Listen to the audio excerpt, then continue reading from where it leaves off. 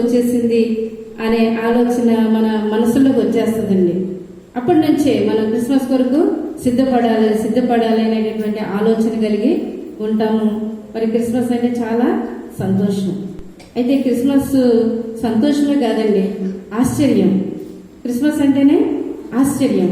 ఏంటి ఆశ్చర్యం అంటే, మరి మహామహుడైనటువంటి దేవుడు అంటే దేవదత్తులు కూడా ఆయన మహిమను చూడలేక ఏం చేస్తారండి, 2 రెక్కలతో తమ ముఖాన్ని కప్పుకున్నారు, 2 రెక్కలతో తమ పాదాలను కప్పుకొని 2 రెక్కలతో ఎగురుతూ మరి యెహోవా దేవుణ్ణి కీర్తించారండి. ఎలా అంటే యెహోవా పరిశుద్ధుడు పరిశుద్ధుడు పరిశుద్ధుడు అని గాన ప్రతిగానాలు చేయించుకోవాల్సినటువంటి దేవాది దేవుడు ఈ భూమి మీదకి నరవతారుగా ఉద్భవించడం అనేది ఆశ్చర్యమే కదా.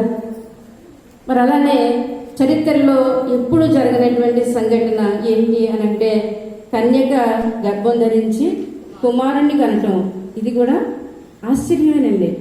అంత మాత్రమే కాకుండా ఆకాశంలో ఆయన నక్షత్రం జ్ఞానులకు మార్గదర్శిగా ఉండి యేసుక్రీస్తు దగ్గరికి జ్ఞానులను నడిపించడం కూడా ఆశ్చర్యమే.